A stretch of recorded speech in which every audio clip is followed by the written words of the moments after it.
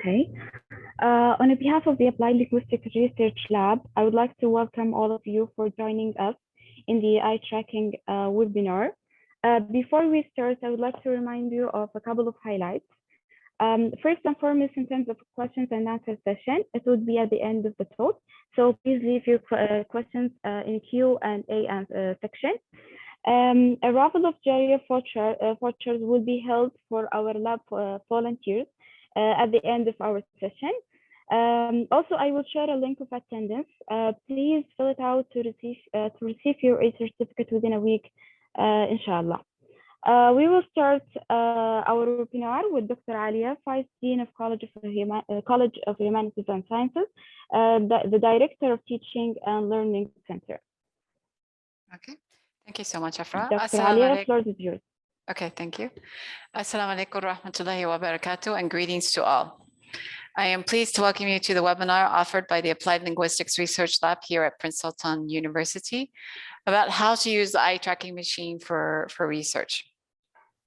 They will showcase a publication and the current projects that are currently underway in the lab. And when we think about eye tracking, the thing that fascinates me is that, you know, they say the eyes are like the window to the soul, but they're also the gateway to knowledge about how people can gather information and what influences their actions and decisions. So basically what eye tracking is basically checking the process of measuring eye movements to determine where a person is looking, what they're looking at, and for how long their gaze is in a particular spot. I would personally like to thank the lab leader, Dr. Dina Al-Dux, and the members of the Applied Linguistics Research Lab for leading the way of eye tracking research in the Kingdom of Saudi Arabia. And I look forward to learning more about it. And I wish you all a very successful webinar. Thank you. Thank you, Dr. Alia. Now we have Dr. Dina Dux, the Chair of Linguistics and Translation Department, and the Applied Linguistics Research Lab leader. Dr. Dina. Thank you, Ms. Afrah. Can you please kindly just stop sharing so that I can share my screen? Thank you so much. Yes.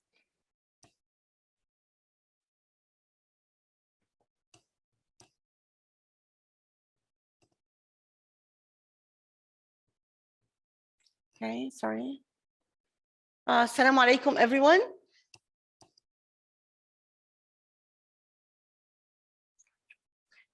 Assalamu alaikum, everyone. Thank you very much for joining our session today. I'm very happy to be giving now a brief introduction about the Applied Linguistics Research Lab. I'll talk a bit about the lab members, the lab activities, and the eye tracking lab as part of the Applied Linguistics Research Lab.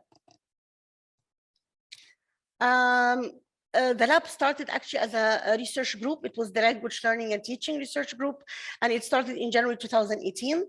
Then in September 2019, it was changed to the Applied Linguistics Research Lab in September. The vision of the lab is to provide quality research in applied linguistics and contribute to relevant community and world challenges. And our mission is to, we are committed to quality research output in highly ranked publication venues and the creation of strong links between research and the community it should serve. The lab conducts research, holds research-related activities, offers training to interested budding researchers, and provides research-based consultations. These are the areas that we are working on: language learning and teaching, discourse analysis, pragmatics, language and society, psychology of language, vocabulary and formulaic language studies, corpus linguistics, professional communication, and educational linguistics. As you can see, we're trying to work on different disciplines, but they are all under the umbrella of applied linguistics. I'm very actually grateful and proud to have a group of excellent lab members who are actually contributing to all these different disciplines. Dr. Alia Mitchell, Dr. Bursha Mustafa, Dr. Burhan Ozvidan, Dr. Burhan Ozdemir, Dr. Dina, myself, sorry, Dr. Fadda Al-Anezi, Ms. Fatma Ambreen, Ms. Fawzia Amroun, Dr. Hind Al-Ataibi, Dr. Ivan Aronovich, Dr. Noor Al-Musharraf, Dr. Suhaid Sumbul, and our excellent and outstanding research assistants, Ms. Afrah Al-Anezi and Ms. Jawahir Al-Hakmain. Actually, the lab members are not all affiliated to PSU. Some are affiliated to PSU and others are affiliated to other universities. And this is something that we're really very happy with because we come to learn from each other, of course, and we also benefit from each other's experience. In terms of lab activities and events that we're doing, of course, the first thing is publications. These are some of the journals in which we have published so far, but of course, there are other publications that we are developing or we are making currently. Also, we are proud to have an annual symposium. It's an international symposium on applied linguistic research. Actually, this year, it will be on the 5th and 6th of November. We are quite happy actually to have a number of keynote speakers, Professor Anne Byrne, Professor John Swales, Professor Nick Ellis, Professor Tom Cobb, Professor Nawaka Toguchi, Dr. John Norris, and Dr. Ali Al-Houri. We hope that you will all join the symposium. It will be on the 5th and 6th of November. We also do a number of monthly research webinars. We try to do it research webinars and also training webinars. We also make a number of community service events and activities. We try, for example, to connect with schools and offer them training. And also we do a number of student activities. We try to involve them in several activities that are related to the lab, like sometimes competitions. The eye tracking lab is part of the Applied Linguistic Research Lab. And actually, the lab has 3 modes of working. Either it is worked totally by the PSU faculty members, or it is done in terms of collaborative projects between members of the lab and members of other universities. As you will see, all the work that was done in the lab so far, it was collaborative, and we will share this in a minute. Also, sometimes if we have PhD or master students who would like to make use of the lab, this is also possible through lab rental. We are very happy actually that the first paper that was accepted from this lab will be presented today by Dr. Suhaid Sumbul, who's a lab member as well. It was about binomials, bread and butter or butter and bread, non-native processing of novel lexical patterns in context. And it was in paper studies in second language acquisition.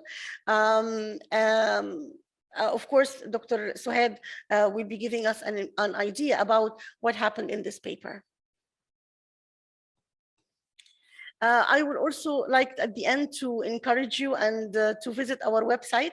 The website has updated information about our members, collaborators, publications, events, presentations, a couple of videos. We're hoping to add more, our international symposium, and so you can always check this information to learn more about our lab. We'll be very happy, of course, if you could join and you can contribute to the lab. We always welcome collaboration. Also, we have our presence on social media. We have our Twitter account, and if you would follow us, this would be great. ALLAB_PSU. Following us, you will just learn about all our activities and events, and you will be able, of course, to get to know also if we arrange any webinars, symposiums, etc. We'll be very happy to have you all, of course.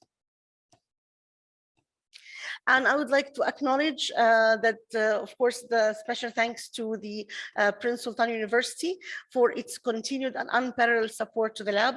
The support that Prince Sultan is giving us is very much appreciated. They are supporting our activities and our research, and also, of course, they invested in the eye tracking lab. Thank you very much for listening. And if I can take a couple of questions before Dr. Suhaid, or if, of course, if you'd like to keep your questions till the end of the seminar, you're most welcome.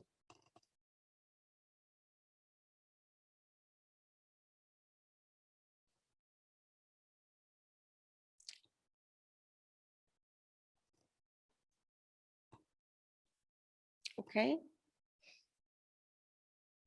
Okay, maybe I'll stop sharing and I'll let Dr. Suhaid present her part, and then we can proceed to the following step. Dr. Suhaid, would you like to start? Yes, thank you so much, Dr. Dina. Let me just share the screen.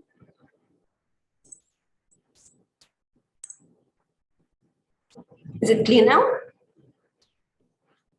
Yes, we can see your screen, okay. Dr. Suhaid. Okay, great. Thank you so much. I'm actually very honored to be here with you today. Thank you so much for the invitation. As Dr. Dina said, today we are going to be talking about the first study that was published by the Eye Tracking Lab at Prince Sultan University. We are very honored that it was accepted in a high-ranked journal, and I'm going to talk about that in a minute.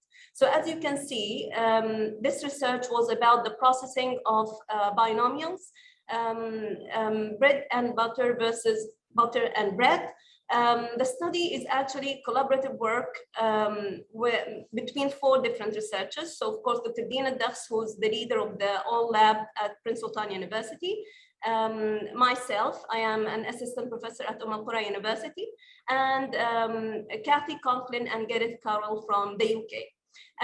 Before I introduce Gareth and Kathy to you in more detail, I would like first to thank Prince Sultan University and the College of Humanities and Sciences for all the support that we have received with the Eye Tracking Lab. Establishing the Eye Tracking Lab was a big project. They were very generous, and I'm very glad that now we have an Eye Tracking Lab in Saudi Arabia, which researchers in Saudi can make use of. This research, of course, was funded by this lab, by the Applied Linguistics Research Lab at Prince Sultan University. So let me talk a little bit about Kathy and Gareth. Kathy Conklin is a full professor in psycholinguistics at the University of Nottingham in the UK. She has done a lot of research on lexical processing. Eye tracking is her area. She has a lot of published research in that area. She's a very well-established name in lexical processing, psycholinguistic processing of words and phrases. Also, Gareth Carroll is a senior lecturer in psycholinguistics at the University of Birmingham. He's also interested in the processing of patterns or phrases, and he's more interested in idioms, actually. Now, those 2 names are very well suited for this study and for this collaboration, because actually they have this seminal work, Eye Tracking, a guide for applied linguistics research, which was just published a few years ago. It's a seminal book. It includes all the details that you might need as a researcher if you are just starting your area or your first steps in the area of psycholinguistics and eye tracking. So we were really, really proud to have them as collaborators. They were very generous with us, and we are so much grateful for their help and support. Now, this study, as Dr. Dina said, was accepted for publication in Studies in Second Language Acquisition. You might well know that this is one of the top-rated journals in linguistics. It is published by Cambridge University Press. The 5-year impact factor is 3.406. In linguistics, this is really high. And when you think about the ranking, among ISI journals, it is ranked 9 out of the 187 journals in the area of linguistics. So we are very honored that actually our first study that came out of this lab was published there. Now, today, I'm going to give you a briefing of this first study. I'm going to start with a little bit of a background on the study and why we thought about it. Then I'm going to talk about the research questions, the methods, the results, and finally, I'm going to discuss the findings and what they open actually for future research as well. So as a little bit of a background, this research is interested in what we call formulaic sequences. Now, maybe if you are not interested in linguistics, you might not know what we mean by formulaic sequences. Formulaic sequences are phrases that are very common in the language, and they have what we call co-occurrence restrictions. So two words that usually come together, and as a proficient language speaker, you would know that they should be used this way. We cannot change them. Maybe you can see here that we have different types of formulaic sequences and they have different features. And maybe the most common one, which we might all be familiar with, is collocations. So for example, when we think about co-occurrence restrictions in relation to collocations, we can think about heavy rain, for example. Heavy rain is a very common collocation in English, but in English, we don't say strong rain, for example.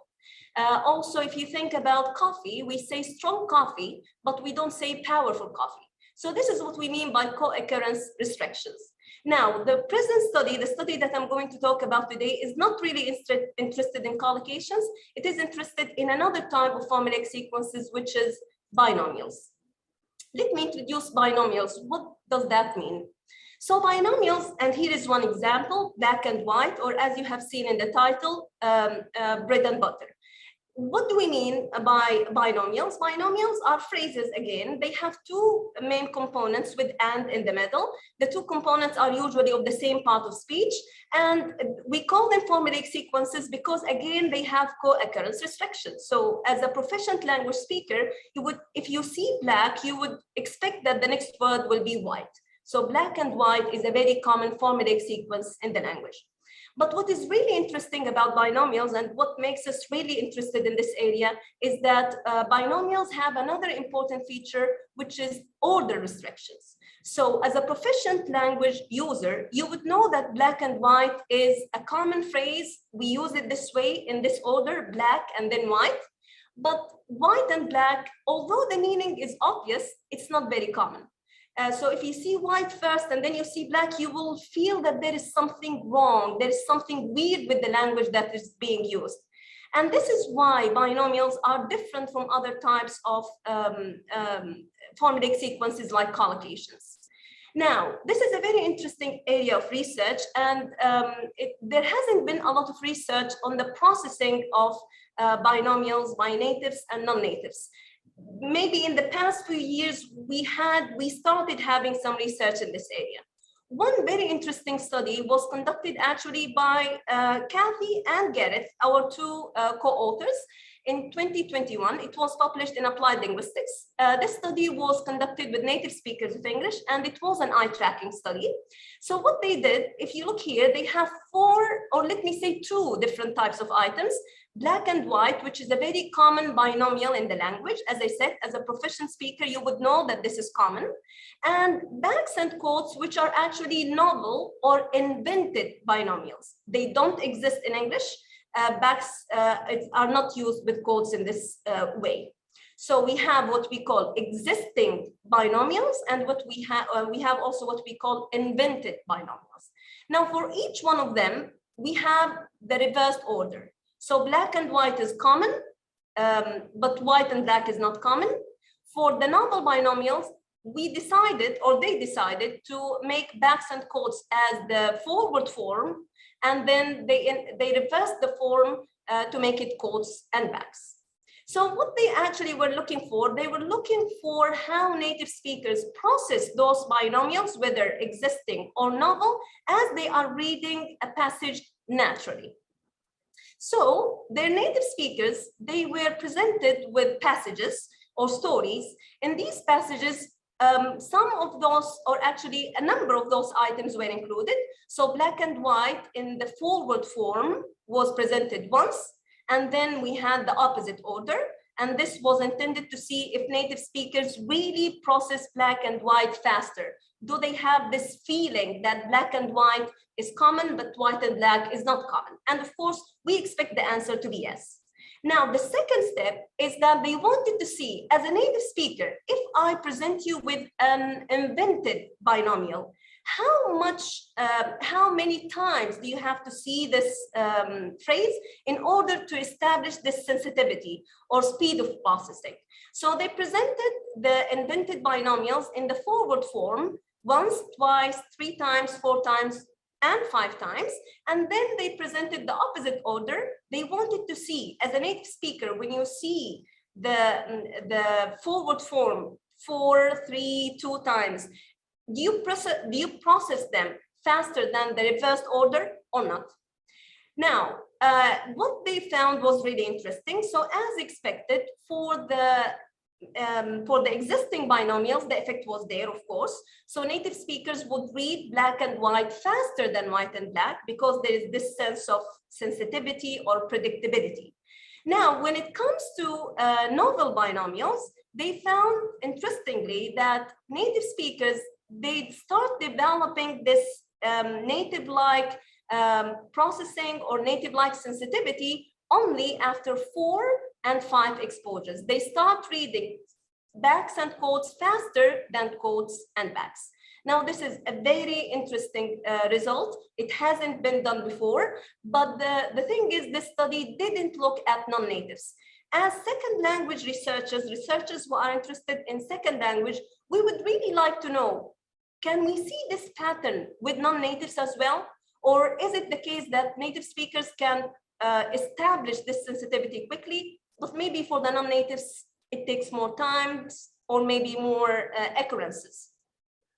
So this is where our study would come in. And our study actually is considered an extension of that study. We looked at non-native speakers in the study, and we wanted to see if non-native speakers are sensitive to the direction of preference for existing and novel binomials. So are you, as a non-native speaker, sensitive to black and white versus white and black? And for the novel binomials, backs and quotes versus quotes and backs. Now, the second question is the effective frequency. What if you have seen this item 2 times only? And what if you have seen it 4 times? Does that make a difference? Is it more likely that with 4 exposures, you start developing this sensitivity, but with 2 exposures, you don't? And here, of course, in the second question, we are just going to focus on the novel binomials because these are the ones where we have frequency differences. So these are our research questions. Now, let's look at the methods. The participants in the present study, as I told you, were non-native speakers of English, and we are really grateful for our volunteers who came to the lab free of charge just to help. We are really grateful for them. There were 39 speakers. Their first language was Arabic and their second language was English. In order to arrive at a rough estimate of their proficiency in English, we give them a vocabulary test. Now, the items, as I said, they were borrowed from Compliment Carroll 2021. We use the same items, and as you can see, we again have existing binomials, and then we have novel binomials, 12 of existing and 20 of novel. Under the novel binomials, we had 2 conditions, 2 times and 4 times. And again, we had the existing and the reversed, and we have the novel and the reversed. So we wanted to see if non-natives can develop the sensitivity that we have seen in Compliment Carroll with natives. Now, for those of you, for the volunteers who came to the lab, you might be familiar with this task. Actually, in the lab, when the participant came, we asked them to stay in place, and we made sure that the eye tracking is working fine, the eye tracker or the camera is catching the eye of the participant, and then they read the story. So as you can see here, maybe I can give you 1 minute if you would like to have a quick look at the story. Very natural, nothing special. So your task would be just to read the story and then at the end to answer comprehension questions. You didn't have to do anything other than that. Now, what the participants didn't know is that inside those stories, we had some binomials seeded in there. So for example, we had backs and quotes repeated twice, and then we had the reversed form, quotes and backs. These are the novel binomials. And then we had the existing binomial, black and white, and the reverse form, white and black. These were not highlighted at all, and we were interested in how non-natives process them in context. Now, in order to show you what kind of result we can get from eye tracking, I gave you this sentence. It's a made-up sentence, and I wanted to show you what we get in the results file. So as you can see here, let's imagine that the participant was reading this sentence. The engineer made one fatal mistake, which weakened the bridge. Okay, so the participant would be reading naturally, and the system would be recording two things. Actually, a lot of things, but let's focus on two main things. The fixations, which are the red points here. And when I say fixation, it means when your eye stops there to focus more and to read. And also we have what we call the saccades, or the jumps. So your eyes are jumping between the dots. So let's imagine that this is the eye. Okay.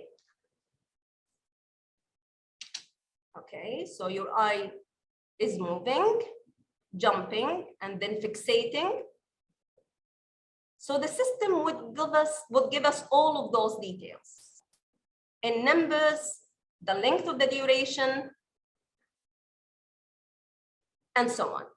Now, what is really interesting about eye tracking is that it can give you a large number of measures that you can use according to what you are interested in. In this specific study, we were interested basically in two measures only: first pass reading time and total reading time. Again, I'm not going to go into the details because I know that some of us are not specialists, but let me talk maybe briefly about them. So when we say first pass reading time, it is here the duration of 3. So the first time you entered the interest area before leaving it, how long was that fixation? And this is an important measure of early processing. When you first read the phrase, what was your first reaction? How much time did it take you to read it? And then we have another measure of late processing, which is the total reading time. And as you can see here, it is the sum of all the durations in the interest area. This is what we call the interest area, the area in gray. So 3, 5, 6, and 9. And this measure, the total reading time, is a late processing measure. It shows the integration processes. As you were reading, how much time did it take you to understand the whole thing, to read back maybe, and then read again, and things like that. So basically 2 measures that we looked at in this study. In today's presentation, because of the limited time, I'm just going to focus on the total reading time as a measure of processing advantage. As you can see, the interest area in this study was the binomial itself, of course. So backs and quotes versus quotes and backs, okay? Now, in the first research question, we would like to see if there were any differences between reading backs and quotes and reading of quotes and backs. Also, don't forget that also in this study, we had different frequency levels. So we had 2 times versus 4 times. And here also we compared the processing of the 2 times the binomials that were presented twice and the binomials that were presented 4 times. Okay, so research question number 1 and research question number 2. Now let's look at the results briefly. When we look at the first research question, you can see here that we have the existing, here of course, let me just explain the figure first. So here we have the total reading time. You can see these are in milliseconds, not seconds, milliseconds. And this is why, as I said in the beginning, the system is very sensitive. So here we have the reading times in milliseconds. Here we have the existing binomials, black and white. And here we have the novel binomials, backs and quotes. Okay, the orange is the forward form and the green is the reversed form, the opposite.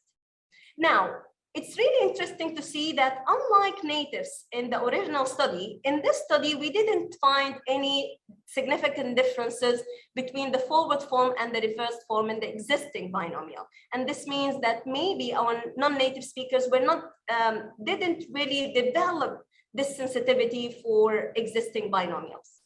Now, it's really also interesting to see the differences for the novel binomials. You can see here that there is a clear advantage for the forward form over the reversed form. And this was basically because the reversed form was read at the end. So you would see all the items in the forward form, backs and quotes, backs and quotes, backs and quotes. And then at the end, you would see quotes and backs. So because it was at the end, it was read faster. And this is a significant difference.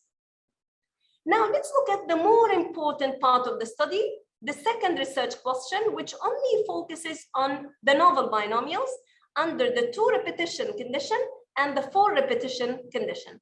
And here, in order to make the results comparable, we only looked at the first occurrence, the last occurrence, and the reversed occurrence. And we wanted to see if there are any differences between them. As you are reading, if you have seen it once, and then twice, and then 3 times, 4 times, is your reading going to be faster every time?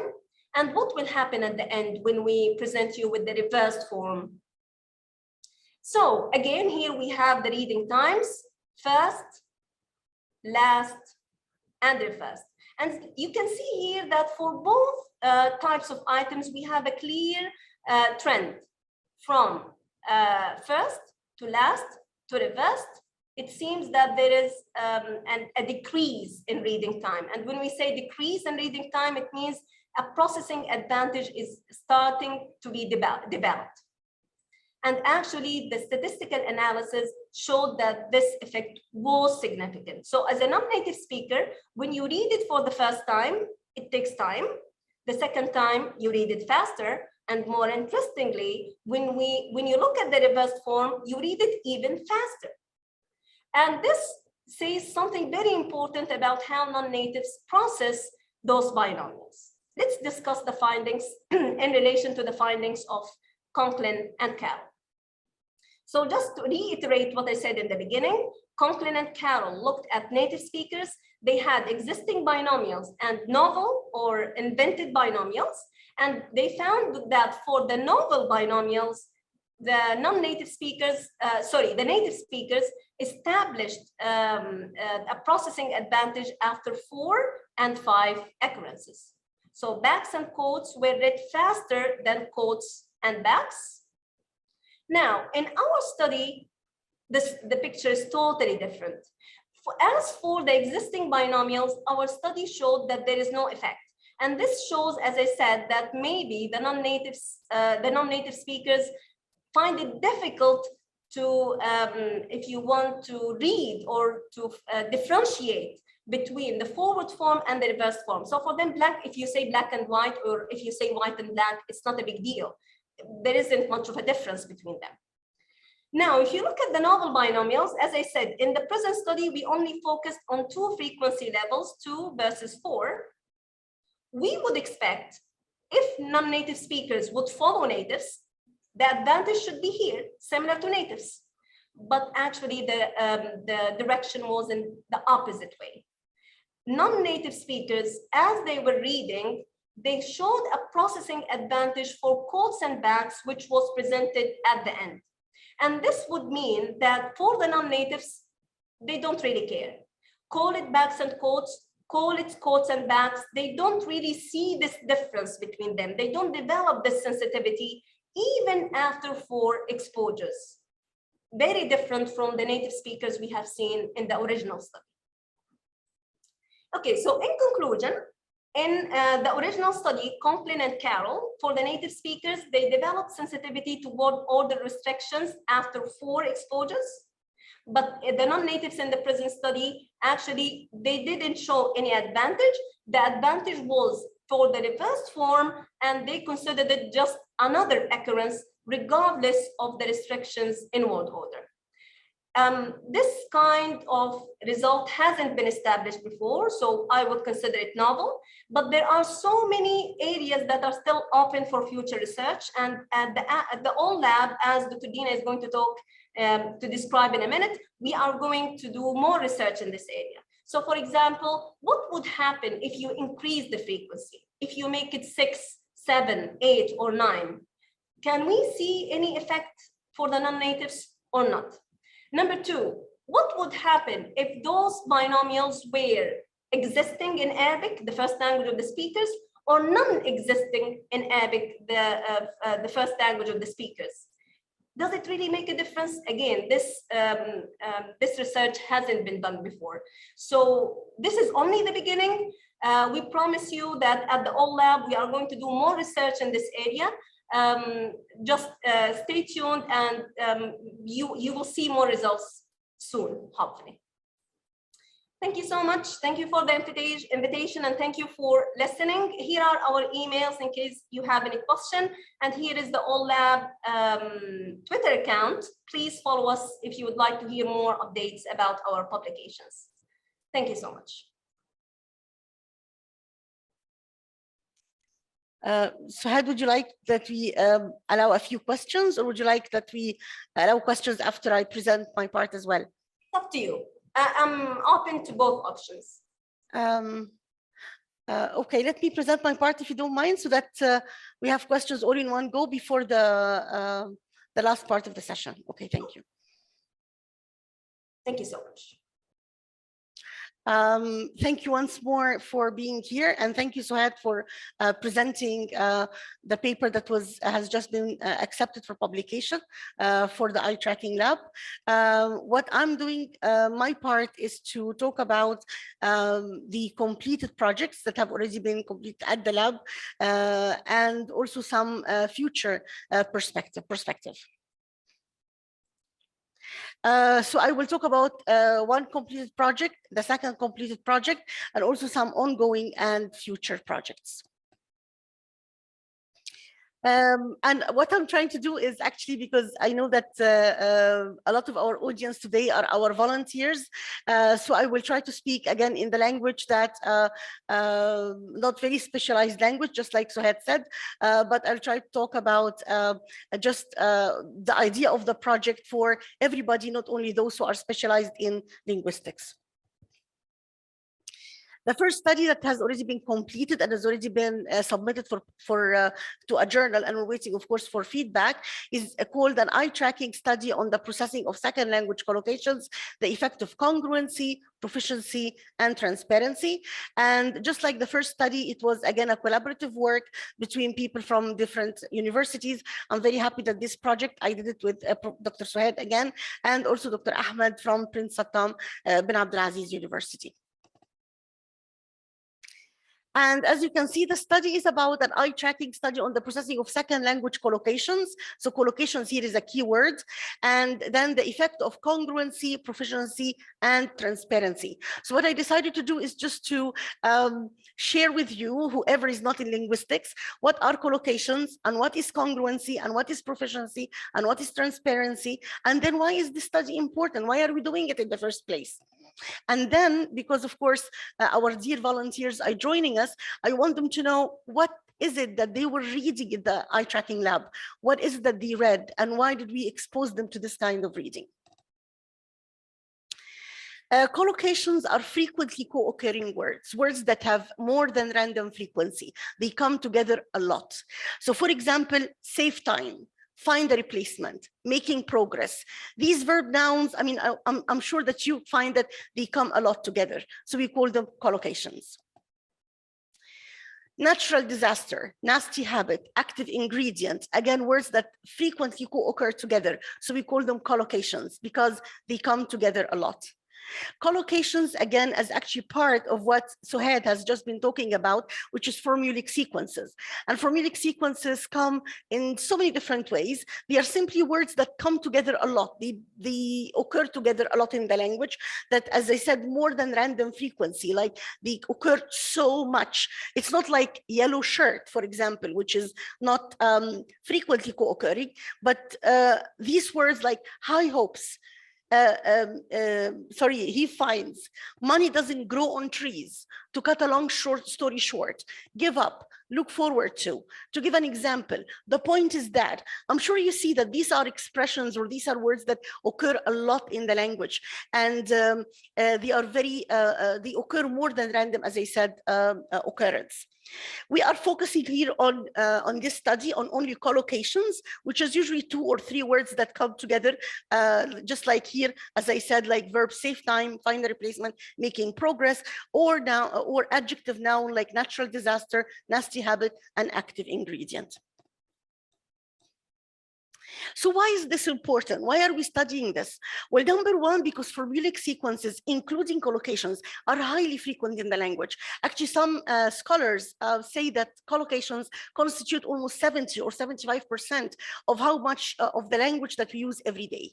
So this is very important then for us to understand. Plus, it has a facilitatory effect on language processing.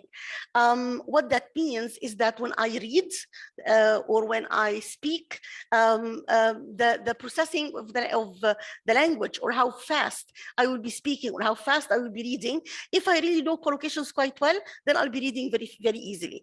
If I don't know collocations well, then my processing of language might slow down. Also, if you know collocations quite well and the formulaic sequences quite well, this will enhance your fluency of speaking and writing. So you will be speaking faster and you will be also writing much easier. Well, with all these, collocations actually constitute a big challenge for learners because they are arbitrary. You know, when you study grammar, there is a rule. Like, I know that with he, I'll put is. With they, I will put are. I know that, for example, if I have an adjective like, for instance, good, I cannot say gooder, I have to say better. But if there is something like, for instance, open, or sorry, I'm trying to think, handsome, I will say more handsome. So I know that there is a rule, there is a rule to follow. But with collocations, what's the rule? Why do I say save time? Why does the word nasty come with habit? Why does the word active come with ingredient? There is no rule. So this arbitrariness of collocations makes it really difficult for foreign language learners and for second language learners in general. And this is why we as linguists, we want to try to understand how we can help foreign language learners or second language learners to learn collocations easier, to be able to master them easier and to use them better in their language. So because of these reasons, we think that studying collocations is an area that is really worth of investigation. I hope that you agree with me. Okay, so what have we done with our study is that we tried to understand how collocations are learned. What are the factors that influence our learning of collocations? And in this study, of course, you cannot study everything in one study. So we only focused on 3 things in this study. We focused on congruency, transparency, and language proficiency. Now, first, let me share what is congruency. Congruency is what we say the availability of a first language translation equivalent. Congruency, I hope that it means like if you have a word in English, for example, it has similar word in Arabic. So for instance, I'm sorry, and I'll have to use Arabic because I don't know other languages in case we have audience from other parts of the world. So please forgive me. But for example, here, if I say golden rule, if you're an Arabic speaker, it is قاعدة ذهبية. It's the same, you see, it's the same translation. Natural birth, it's ولادة طبيعية. Raise his hand, يرفع يده. Cross the river, يعبر النهر. It's the same translation. It's in English and Arabic is the same. So we call it congruent collocations. But we have incongruent collocations. We have collocations that the way you say it in English is different than the way that we say it in your first language, different than the way that you say it in second language. So for example, break a promise. Do we say يكسر وعد? Eat soup. Do we say ياكل شوربة? Throw a party. Do we say يرمي حفلة? Pay a visit. Do we say يدفع زيارة? Of course not, we don't. So here, these are called incongruent collocations. So one of the things we were concerned with, if collocations are congruent, would that make it easier for us to learn them? That was one question that we thought of. Another factor that we considered is semantic transparency. And the word transparent, I'm sure you know, it's clear, something clear. So the definition is the extent to which the component words of a multi-word expression contribute to its whole meaning. And actually transparency falls on a continuum. It's not black and white. It's not yes and no. There are very fully transparent collocations, and there are fully opaque collocations, and there are others in between. It's like a continuum and not black and white. This is why here I wanted to share with you some more or less transparent collocations. So if I say take the money or take money, if you never saw this collocation before, I'm sure you will still be able to figure out its meaning, right? Take and money, you will understand.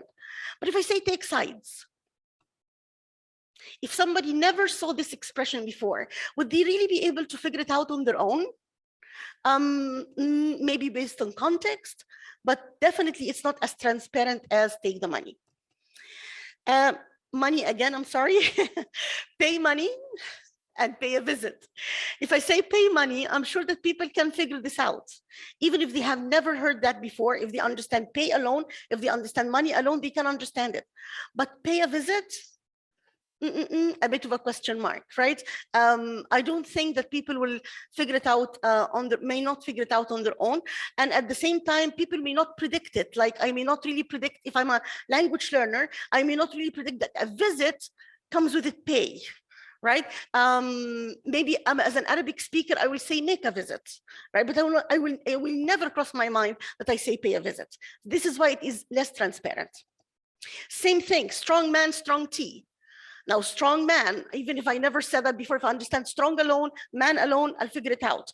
But tea, again, I mean, would you really think strong coming with tea? You may not really predict it. Of course, here I'm moving not to collocations, but to compound nouns, eyesight and catwalk. Again, how much can you really understand it? How much transparent? So this is another factor that we thought maybe could influence the learning of collocations. Maybe if you learn collocations, maybe that collocations that are transparent could be much more easily learned than opaque collocations. Another factor that we thought could be really contributing is language proficiency.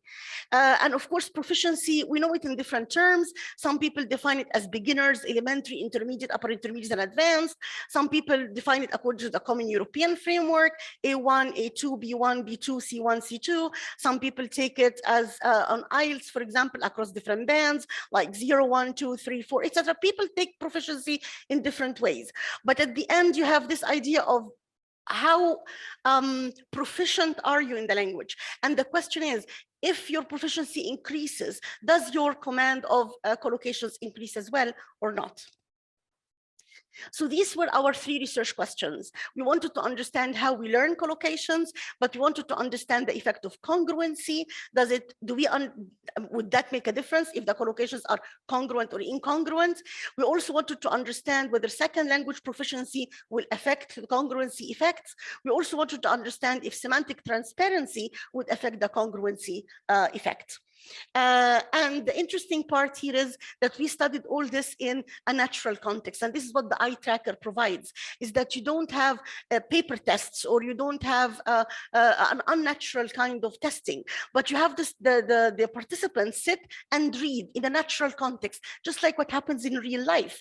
And so it is this online processing that is also quite a significant, I think, addition for our study. Now, I want to talk again to volunteers because they were, I'm sure, sitting there. And I'm sure, of course, I'm talking to everyone, but I just want to explain to them what is the experience they had at the lab, because they were at the lab and then they were reading sentences, and maybe they did not understand what's the purpose. What is it that we're doing? So, for example, you were exposed to these sentences. He always looks on the bright side and finds reasons to be hopeful. Actually, bright side is a congruent collocation. He always looks on the burning side and finds reasons to be hopeful. This is control. We were stuck in heavy traffic to be for more than an hour. This is incongruent collocation. And then we were studying in fat traffic. We were stuck, in fat traffic for more than an hour. Again, this is control. So what we were actually doing is that we were trying to make you read congruent and incongruent collocations without telling you so. And then we were trying to record your eye movement and examine, of course, the effect of this factor. I mean, did you really take longer time to read congruent collocations? Did you take shorter time? And at the same time, also, we were already looking at transparency because we had rated all these collocations along a transparency rating. We were also considering proficiency because if you remember, when you visited the lab, you made a proficiency test, and we were trying to look at those who had more proficiency, were they processing faster? Those who had lower proficiency, were they processing lower? So as you can see, we were actually looking at the three factors while you were reading, and we were recording your eye movement and trying to analyze the time that you took for each of these reading each of these expressions. We looked actually at adjective noun collocations, and we looked also at verb noun collocations. Like, for example, you also read the sentence that children should cross the river in order to reach the nearest school in town. This is a congruent collocation. He always looks on the past pass the river and find reasons to be hopeful. Pass the river is control. We were stuck in heavy traffic. I'm sorry, this is wrong. It should be here verb and noun. So we looked at adjective and noun, and we looked also at verb and noun collocations. I hope that now the picture for you is clear why you were reading these sentences. We were actually making special collocations for you to read to measure the effect of congruency, transparency, and at the same time proficiency while you were reading the sentence. And this is what we were looking at for data analysis. We looked at how fast the collocations were read by natives, because we had native speakers helping us, and we had also non-native speakers.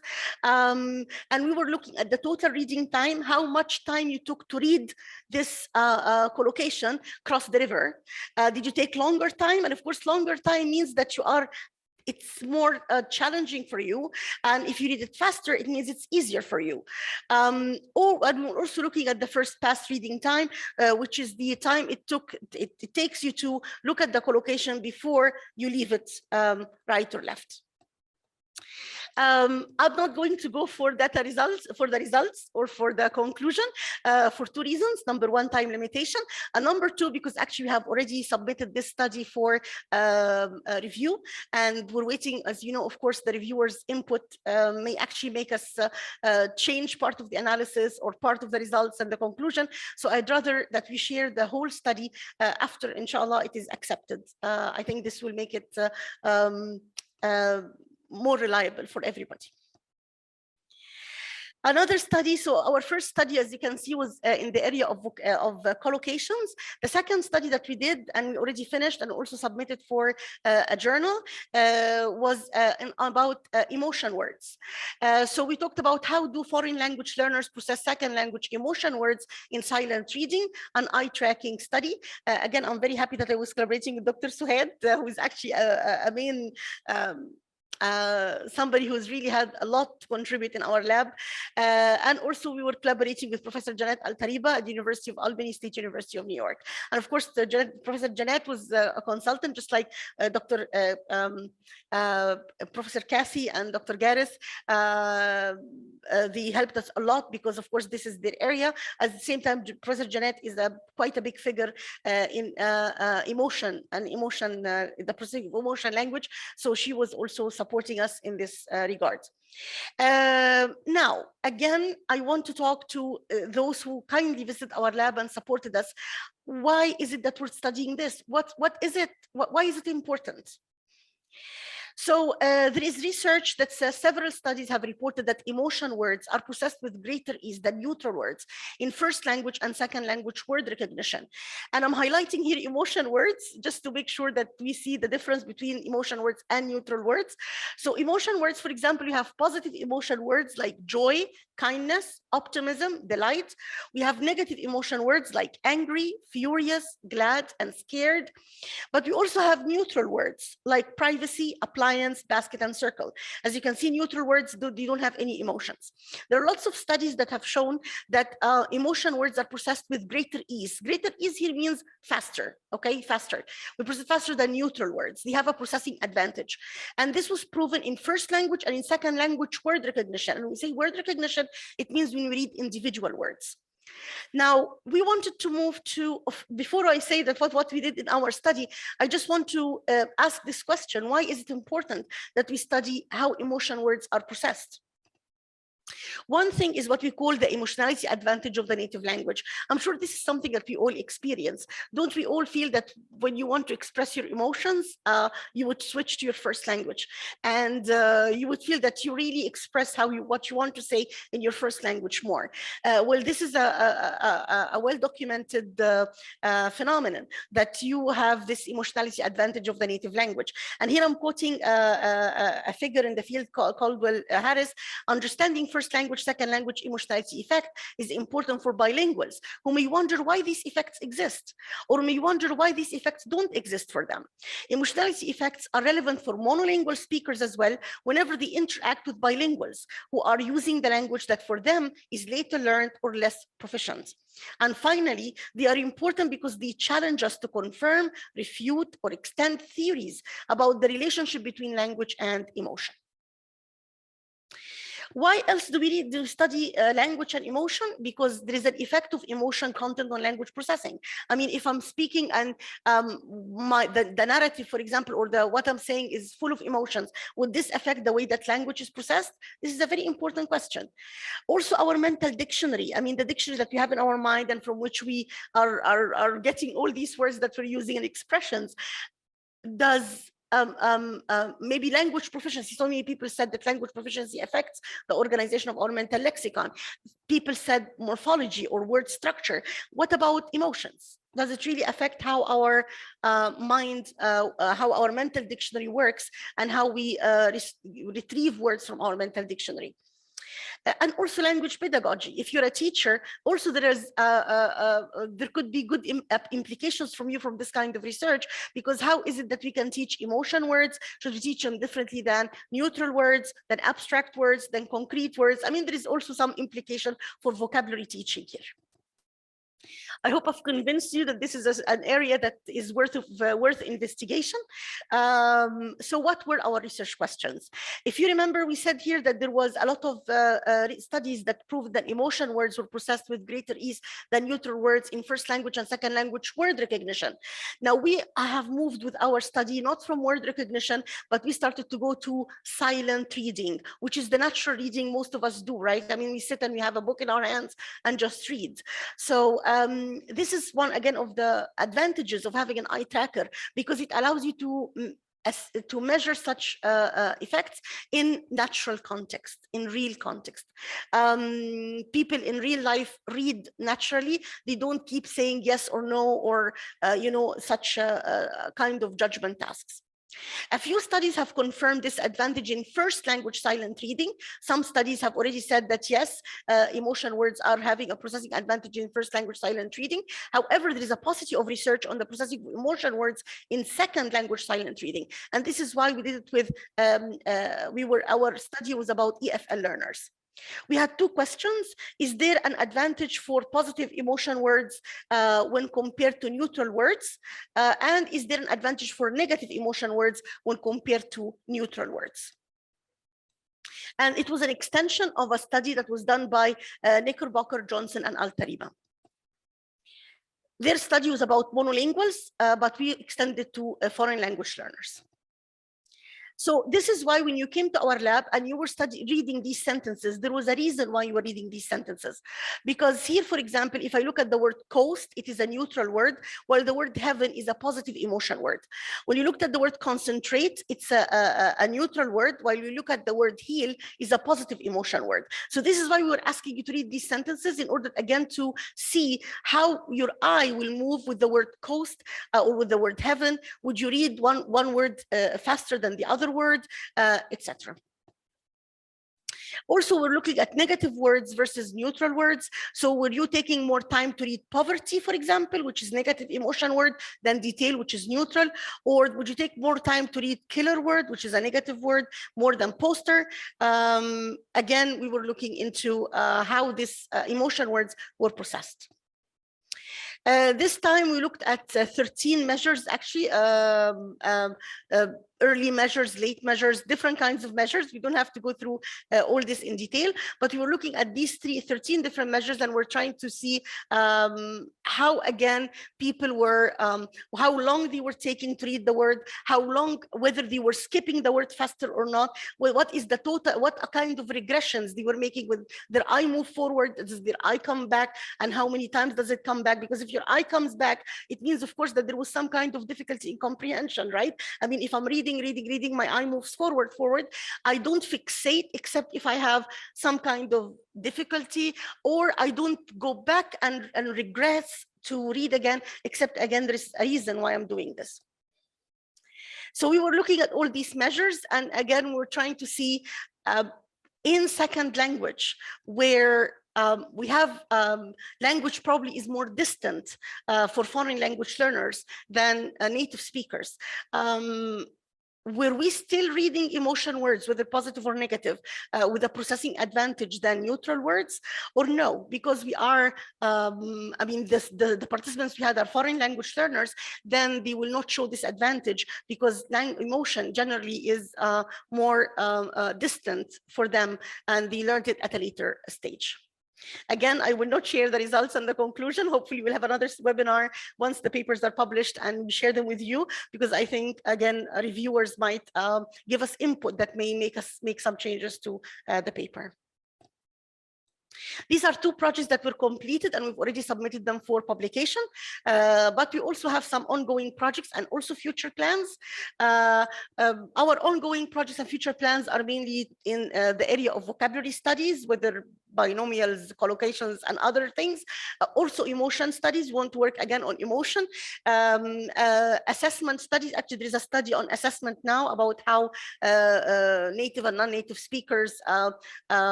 rate a second language writing. Also, we have a project, it's actually through lab rental. It will be done about Arabic language readability from a PhD student from King Saud University.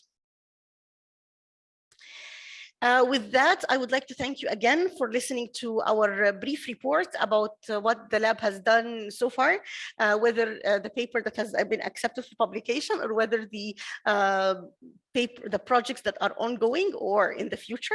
And I'll be very happy, of course, if you have any questions, perhaps for a few minutes before we start the raffle. Thank you very much. Afrah, if there are any questions, can you please, because I cannot see the questions. Perhaps me and Dr. Suhaid can answer the questions. Dr. Suhaid, are you ready? Yes. Yes. Yes. So we will participate together. And Afrah, can you please read the questions for us? Yes, we have. How can anyone volunteer to be a lab member? I think for Dr. Dina.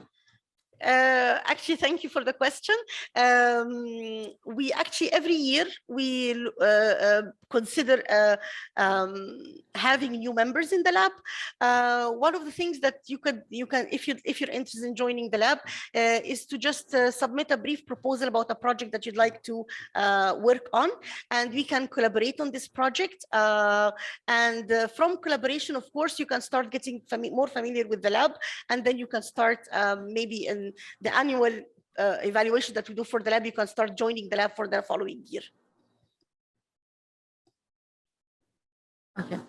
The second question, can other researchers from other universities use your lab to conduct eye tracking studies? Sorry, Suhaid. Shall I take this one as well, Suhaid? I think it's for you, Dr. Dina. She's asking, from other researchers from other universities, can they use the lab?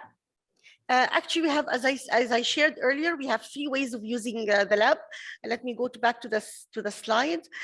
We have 3 ways. It was not here. Sorry, it was in the introduction. There were 3 ways of using the lab. It's either PSU faculty members use the lab, or sometimes you collaborate together. Like, for example, we're happily collaborating always with Dr. Suhaid or with other other researchers, and we do a project together. But in case somebody just wants to use the lab and is not interested in collaboration, there is a new actually policy that has just been approved for renting the lab.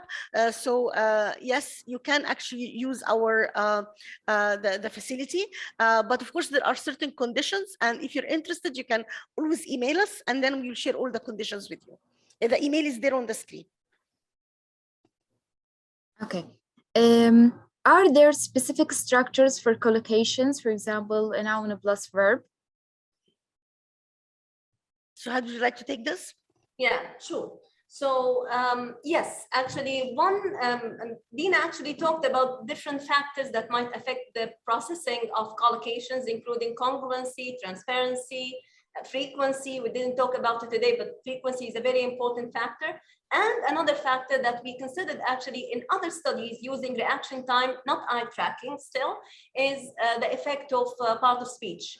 So is it more likely that as a non-native speaker, you would read noun plus verb collocations faster than adjective plus noun collocations? Our research on reaction time shows that there isn't really an effect. There isn't really a difference between based on the part of speech of the constituent words. We don't know what will happen when we look at eye tracking.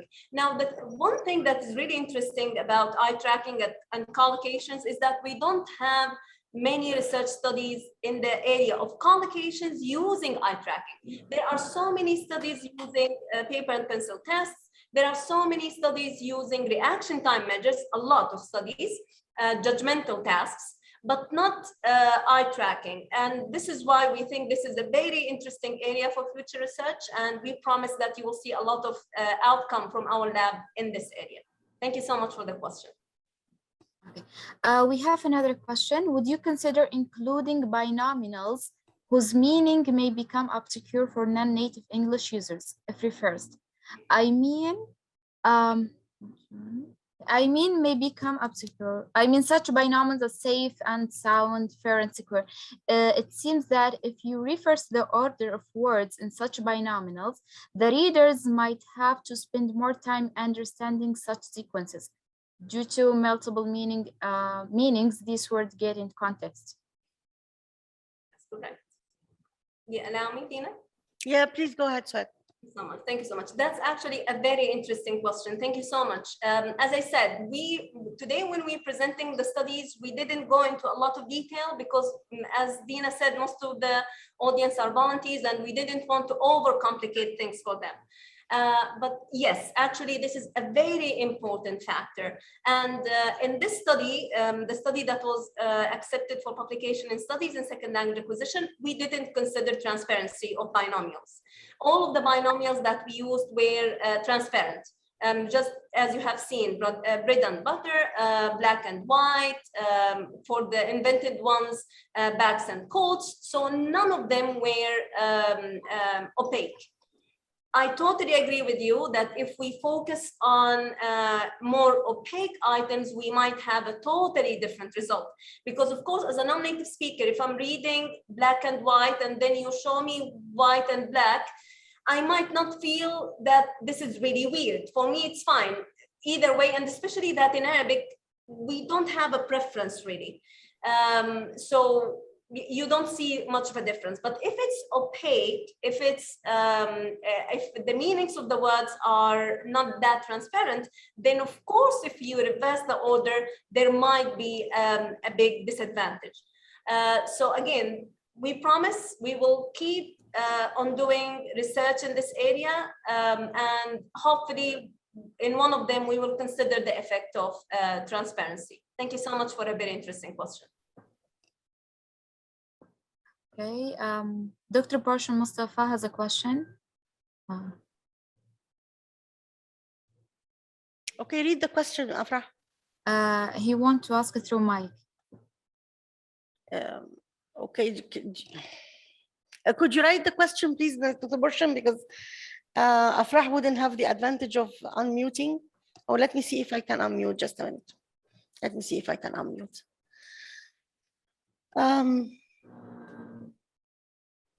Dr. Barsha.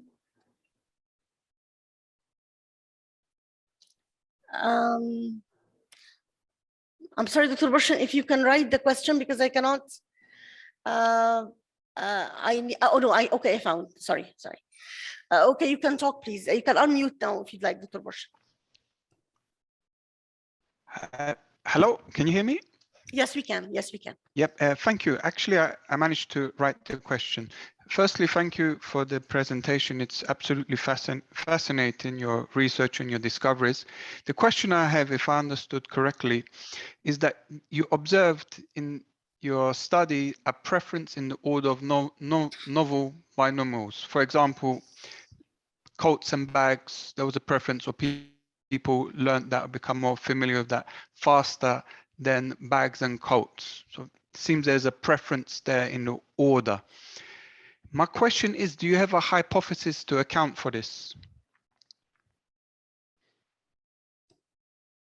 So this is for you. This is your presentation. Yeah, thank you so much for the question. So actually, let me just explain maybe the finding a little bit in more detail. So for the non-native speakers, for the native speakers, there was an advantage for word order. So if I present you with bags and coats 5 times, and then at the end I show you coats and bags, you will feel that there is something wrong and you would read it, it would take you longer time to read it. For the non-native speakers, there was an advantage for the co-occurrence. So I know that bags comes with coats. The two words come together. But if you reverse the order, there is no difference at all. So for the non-native speakers, call it bags and coats, call it coats and bags, call it black and white or white and black. There is no difference for them between the two directions. So this is a briefing of the result. Now, do we have any theory to account for that? Actually, there are so many theories that are related to second language processing of collocations, but maybe the one that we have used a lot in our research is the revised hierarchical model. When you think, especially when you think about the congruency effect. Now, in this specific study with binomials, we didn't observe a congruency effect. And when I talk about congruency, as Dina explained, we are talking about the effect of the first language. We didn't observe a congruency effect because the items were not selected that way. Most of the items were borrowed, or actually all of them were borrowed from the original study. So we didn't really consider congruency. But we believe that one reason why we didn't observe a processing advantage for the existing binomials, like black and white versus white and black, is that we didn't control for congruency. I believe that if we control for congruency, we might see an effect that is similar to natives, because according to the revised hierarchical model, Kroll and Stewart, 1994, according to them, when you start learning a second language, your mental lexicon, or as Dina said, your mental dictionary is based on the first language. So whatever is there in the first language would be easier to process, easier to learn. As you start developing your second language even more, this link with the first language becomes, if you want, weaker. And the link between the second language and the meaning becomes stronger. So we believe that this specific theory might explain the lack of effect for the existing binomials. And we hope, as I said, that in future research, we include clear distinction between congruent binomials and incongruent binomials, and hopefully then we would establish this effect. Thank you so much for the question. I hope I answered your question.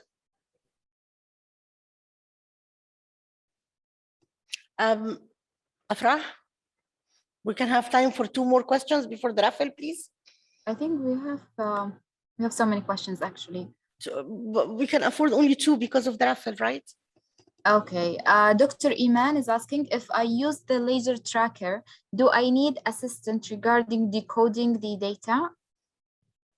I mean, what I understand is that Dr. Iman wants to use the eye tracker in our lab. Well, usually when you use the eye tracker, you go through 3 stages. First, of course, the design of the experiment itself. And what you need is actually special software along with a dongle. And you can do it, you don't need the lab. You can do it at your home. As long as you have a laptop and the dongle, you can just design the experiment. Then you will need to deploy it and use it in our lab. And this is for data collection. And for data collection, of course, the software and the lab itself is mandatory. You cannot do it without it. But then after the data is collected, you can actually, again, take the data, do the data cleaning and the analysis, again, at your laptop, as long as you have the dongle and the software. During data collection in our lab, there is a research assistant available. And yes, the research assistant is always there throughout the time that the lab is being used. One more question, please, Afra, and we have to go for the raffle because of the time. We're really sorry. Okay. Someone is asking, if the context in your study prime for the binomials, does lexical and contextual priming have any effect on binomials recognition and processing? Can you say the question again, please, Afra? If the context in your study prime for the binomials, does lexical Does lexical and contextual priming have any effect on binomials recognition and processing? So much. So again, a very interesting question. Actually, in our study, because the items and the stories were borrowed from the original study by Conklin and Carroll, actually in their study, they controlled for the effect of the context because they did norming study with native speakers where they presented them with the stories and they removed the binomials in order to see if the binomials were predictable in context. And those scores, the predictability scores, were included in the analysis. So we did control for context if you want statistically control for the effect of context. But of course, this is a very interesting area for research in the future as well. What if you are reading a context that is highly predictable?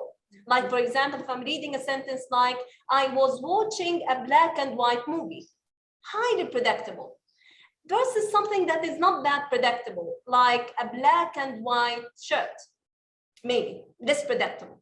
So is there an effect? What is really fascinating for me about those different types of formulaic sequences is that there are so many factors that play a role.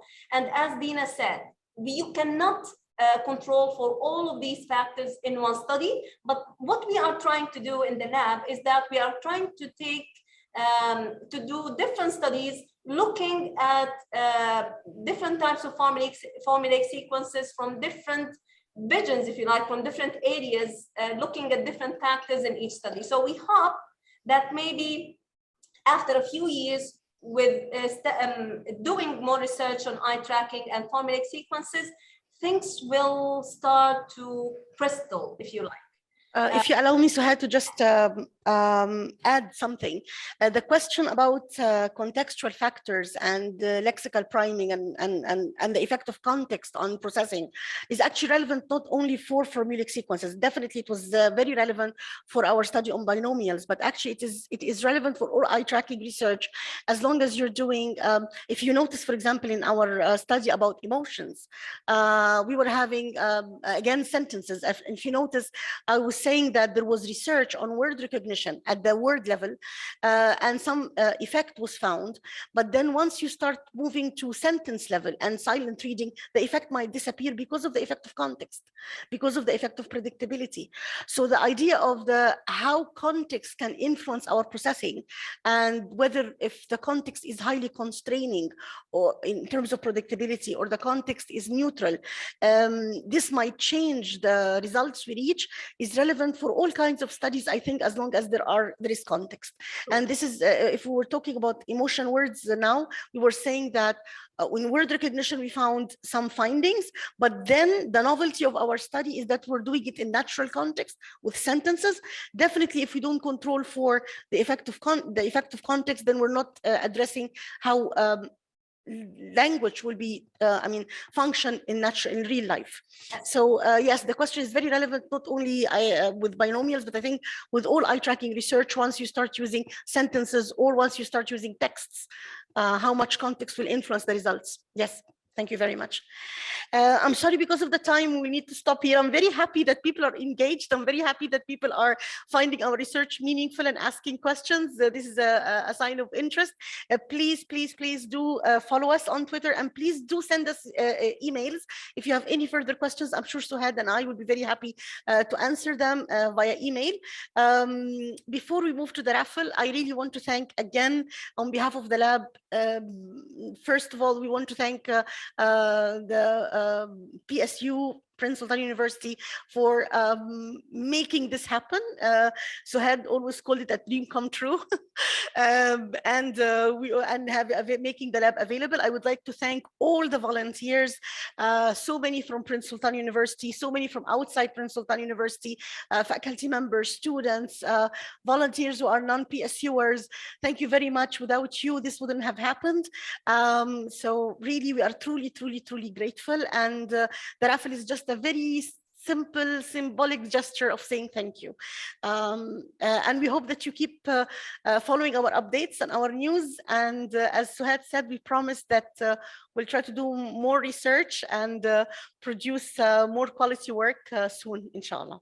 Thank you very much. And I leave the floor now for Ms. Jawahir Al-Haqqani, the research assistant of the lab, for the raffle. Thank you. Thank you, Dr. Dina. Assalamu alaikum. Hello, everyone.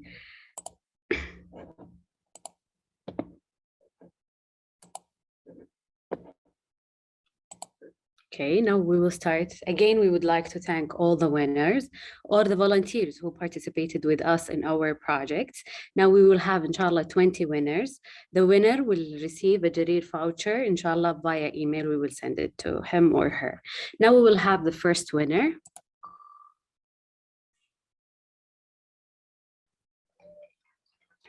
Ms. Asim Abdullah.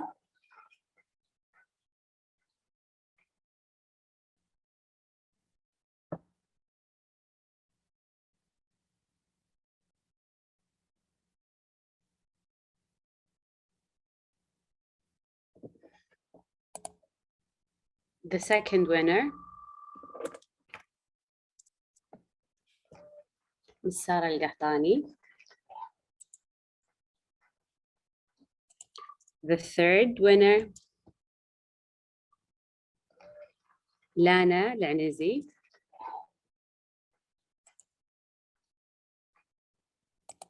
The fourth winner, Rahaf Sayari. Winner number 5 is Dr. Rima.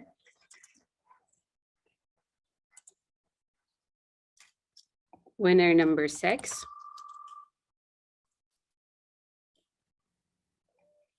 Dr. Ibtisam Abdul Halim. By the way, I just want to say Dr. Ibtisam is already a collaborator in another project with us. So good news. Winner number 7,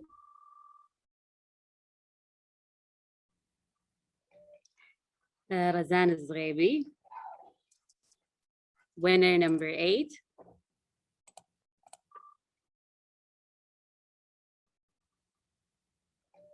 Msha'al Ahmed.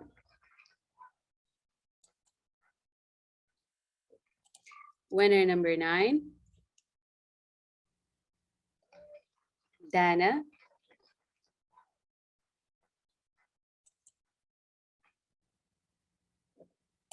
Winner number 10, Usama Khalid.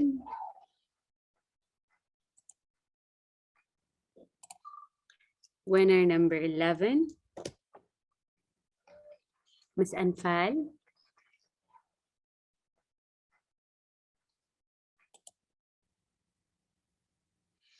Winner number 12, Abdullah Saeed. القحطاني. Winner number 13. رهف الخضير. Winner number 14. Miss هادية الحداد. Winner number 15. سعدية صالح. Winner number 16. ريناد السيد.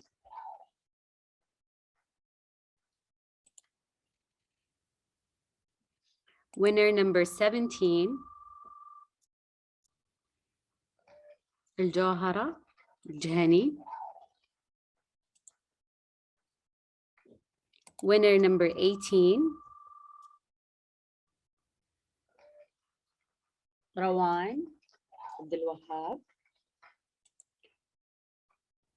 Winner number 19. دكتور بثينة. Dr. Buthaina is our colleague at the interior design and architecture, I think.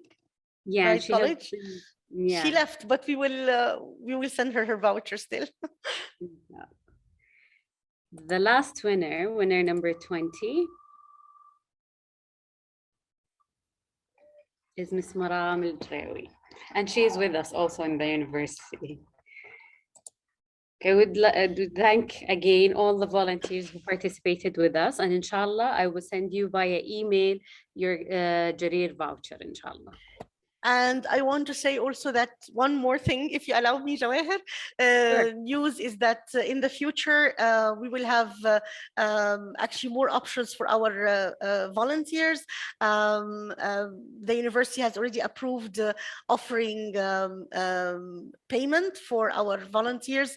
So I think this is will be also good news for our lab. Thank you once more, everyone. Thank you, Afrah. Thank you, Jawahir. Thank you, Dr. Suhaid. Thank you, everybody, for being here. And we hope that you keep following our news. And inshallah, we promise you another session very soon with more achievements, inshallah.